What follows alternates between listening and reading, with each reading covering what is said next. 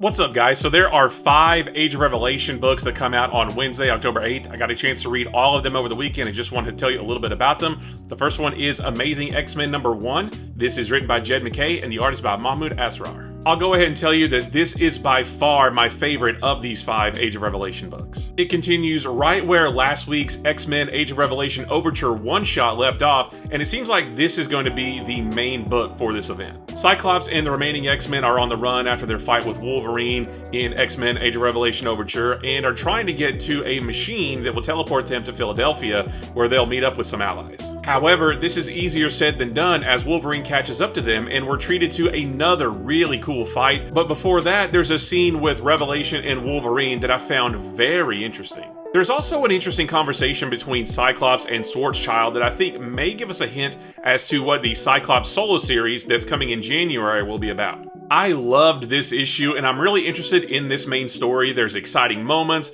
there are some tense moments, and I love stories where I can't see how the good guys can possibly win. With all that said, if you just want to focus on the main story of Age of Revelation, this is definitely the book to get. Next up is Binary #1. This is written by Stephanie Phillips and the art is by Gilda Belviso. This book takes the place of the solo Phoenix book for the Age of Revelation event, and when I first heard about it, I wasn't sure if Binary would be Jean Grey or Captain Marvel or someone else. I will tell you that this Binary is Carol Danvers, and that's not a spoiler because it's revealed on the credits page before you even get to the story. The gist of this story is that Carol Danvers is now the wielder of the Phoenix Force, and she's using the power of the Phoenix to keep her hometown in a telekinetic bubble in order to keep everyone safe from the X-Virus. That sounds nice, but she's been keeping it up for years, and the citizens of the town are starting to turn on her and are claiming things like the X-Virus was never real and that she's telepathically controlling all of them. To make matters worse, there's also a mysterious figure in town who wants to take her down,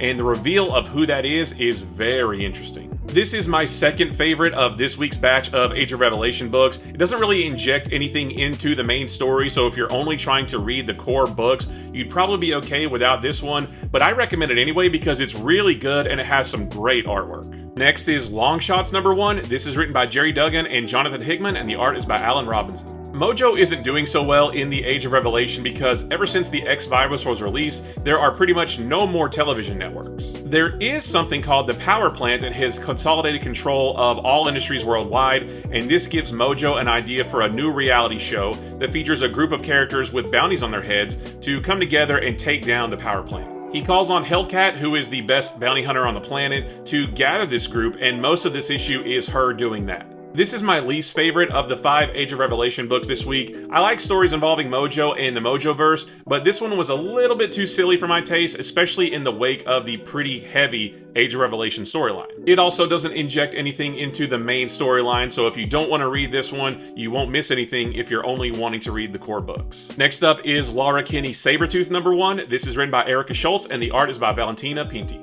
Laura Kinney, who is now calling herself Sabretooth for a reason that I won't tell you, asks her sister Gabby and her brother Akihiro to meet her, but they're reluctant to do so since she's a Seraphim of Revelation and they're rebelling against him. I don't want to tell you what the meeting is about specifically, but it has to do with Laura's son, Alex. Another of Revelation's Seraphims spies on their meeting and tells Revelation about it, and he has some interesting words for Laura about it afterwards. This also doesn't seem to inject much into the main Age of Revelation storyline. However, there is an interaction between Laura Kinney and Revelation near the end that I could see maybe contributing to his downfall at the end of the story, if that is indeed what happens. And lastly, we have World of Revelation #1. This is a one-shot that tells 3 separate one-and-done stories showing what different characters are doing during the Age of Revelation. The first story is called The Message, and it's written by Al Ewing, and the art is by Augustin Alessio. This story takes place on Araco and tells the story of one character there being told about what's happening on Earth,